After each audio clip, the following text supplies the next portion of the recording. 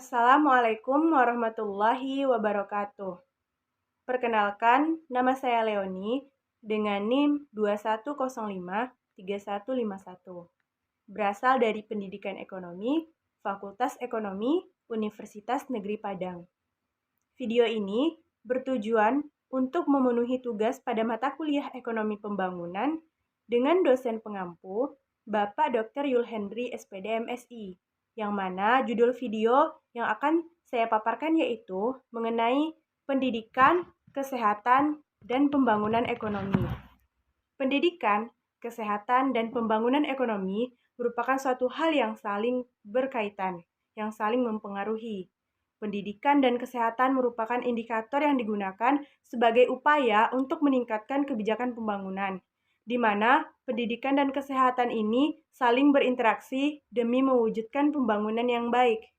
Kesehatan merupakan indikator yang penting dan sangat penting untuk tercapainya kehidupan yang sejahtera dan makmur bagi masyarakat. Pelayanan kesehatan yang terjangkau secara universal atau secara menyeluruh menjadi pilar utama dalam konsep negara kesejahteraan dalam mencapai negara yang sejahtera. Pelayanan kesehatan yang baik akan menjadi kebutuhan pokok dan hak semua warga negara. Jadi warga negara akan berhak untuk mendapatkan seluruh pelayanan kesehatan secara merata. Indikator kesehatan ini juga masuk ke dalam dimensi perhitungan tingkat kemiskinan. Salah satunya itu bagi negara Indonesia, yang mana tingkat kemiskinan ini akan menjadi gambaran bahwa pembangunan di negara itu tidak berjalan dengan semestinya. Jadi di saat angka kemiskinan naik, maka suatu negara itu dikatakan belum maksimal pembangunannya. Dan kesehatan yang baik akan mendorong bertumbuh dan berkembangnya sumber daya manusia, mendorong manusia itu bisa bekerja lebih lama lagi dan lebih rutin lagi. Dan dengan itu mereka dapat memenuhi kebutuhan hidupnya. Jadi jika manusia itu sehat secara mental dan fisik, mereka akan bisa bekerja lebih lama lagi.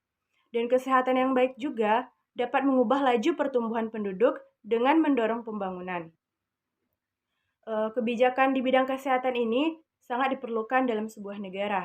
Dan kebijakan mengenai kesehatan juga akan mempengaruhi keadaan kesehatan seseorang, yang mana misalnya biaya kesehatan yang tinggi akan membuat golongan bawah itu akan tidak mampu untuk berobat, mereka tidak akan mampu untuk membiayai pengobatannya, sehingga di situ mereka akan mengalami yang namanya musibah ganda. Yang pertama, kesehatan mereka tidak jadi pulih, dan yang kedua mereka tidak bisa memperoleh penghasilan karena mereka tidak bekerja dikarenakan sakit tadi. Kemudian, biaya kesehatan yang naik akan berpengaruh kepada daya beli kesehatan masyarakat. Sehingga jika orang itu sakit, maka penghasilannya itu hanya mereka gunakan untuk berobat, untuk mengobati penyakitnya, dan akan habis, dan kesejahteraan minimum mereka itu akan hilang, dan mereka tidak bisa lagi menggunakan penghasilannya itu untuk kebutuhan lainnya seperti pendidikan. Selanjutnya, keterkaitan antara lingkungan sosial dan kesehatan, yaitu membuat orang akan kehilangan pekerjaannya. Yang kemudian adalah indikator pendidikan, yang mana pendidikan merupakan hak asasi semua manusia, dan pentingnya pendidikan itu yang harus ditempuh oleh masyarakat atau seluruh warga Indonesia itu termuat dalam pasal 31 ayat 1 dan 2. Yang mana hal ini menunjukkan bahwa pendidikan sangat penting bagi sebuah negara.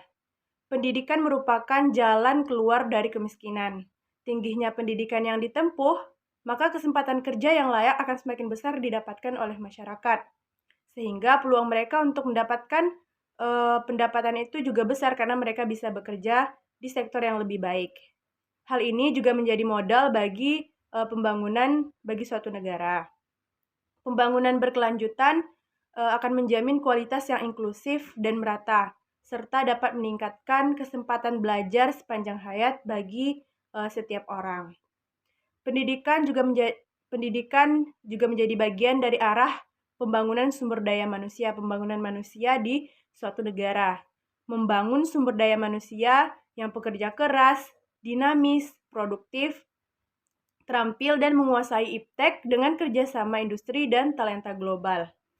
Namun yang menjadi persoalan pada suatu negara, misalnya saja di negara berkembang, di beberapa negara berkembang, kesenjangan pendidikan itu masih sangat terjadi. Contohnya saja di Indonesia, yang dialaminya yaitu pendidikan itu sudah mulai baik, fasilitasnya sudah baik, akan tetapi kesenjangan ini terjadi karena pendidikan itu belum menjangkau ke seluruh penduduk atau belum merata di berbagai daerah.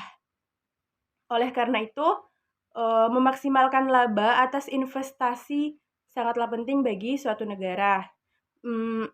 Dana-dana yang diperuntukkan dalam bidang pendidikan dan kesehatan utamanya itu harus terrealisasi dan digunakan dengan maksimal agar pendidikan dan juga kesehatan itu dapat memberikan pelayanan yang maksimal juga kepada seluruh warga negara. Kesehatan yang baik juga akan membuat investasi dalam pendidikan menjadi lebih mungkin lagi. Orang tua yang sehat itu cenderung akan lebih baik secara ekonominya, sehingga mereka bisa membiayai anaknya untuk menempuh pendidikan yang lebih baik lagi. Pendidikan juga berperan membentuk kemampuan negara untuk menyerap teknologi-teknologi modern yang digunakan di sektor perindustriannya dalam rangka memajukan perekonomiannya dan mengembangkan kapasitas agar terciptanya pertumbuhan dan pembangunan yang berkelanjutan. Kesehatan sebagai prasyarat bagi peningkatan produktivitas. Keberhasilan pendidikan juga bertumpu pada sebuah kesehatan. Anak yang sehat cenderung pendidikannya juga akan lebih baik. Ditambah lagi dengan sehat secara kognitifnya. Berbagai alasan yang menjadikan sektor pendidikan itu menjadi sektor unggulan atau sektor yang paling penting dalam pembangunan nasional, yaitu yang pertama, hasil atau outcome pendidikan itu memiliki dampak terhadap peningkatan kualitas sumber daya manusia. Pengetahuan, keterampilan, dan sikap yang dipunyai itu tergantung dari hasil pendidikannya. Pembangunan sektor pendidikan akan meningkatkan produktivitas kerja dan daya saing yang bagus bagi masyarakat.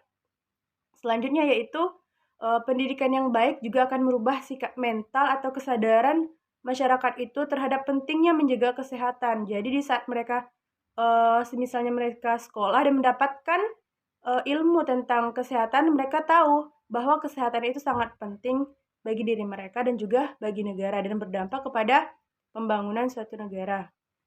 Kesehatan yang baik akan meningkatkan kehadiran di sekolah dan meningkatkan pembelajaran. Jadi bagi siswa yang sehat, mereka bisa sekolah ke jenjang lebih tinggi lagi, yaitu sekolahnya bisa lebih lama lagi.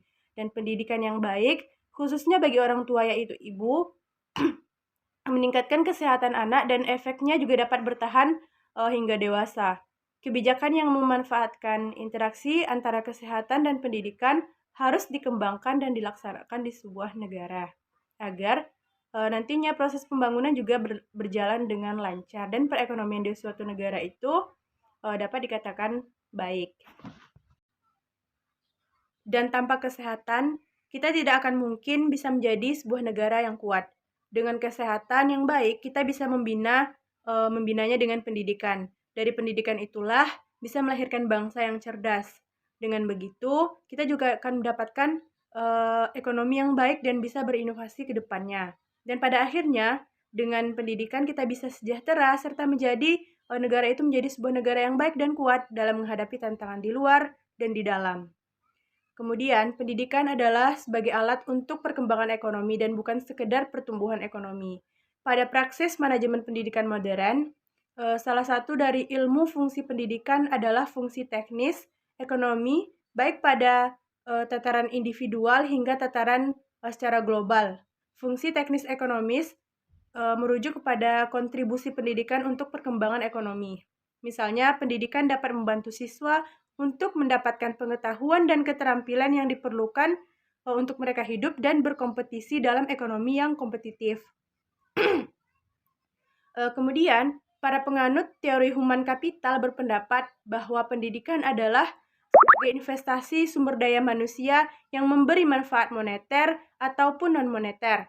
Manfaat non-moneter dari pendidikan ini diperolehnya kondisi kerja yang lebih baik, kepuasan kerja, efisiensi konsumsi, kepuasan menikmati masa pensiunnya, dan manfaat hidup yang lebih lama karena peningkatan gizi dan kesehatan mereka. Sedangkan manfaat moneternya yaitu berupa tambahan pendapatan seseorang yang telah menyelesaikan tingkat pendidikan tertentu dibandingkan dengan pendapatan lulusan pendidikan di bawahnya. Sekian paparan materi mengenai pendidikan, kesehatan, dan pembangunan dari saya. Saya akhiri. Wassalamualaikum warahmatullahi wabarakatuh.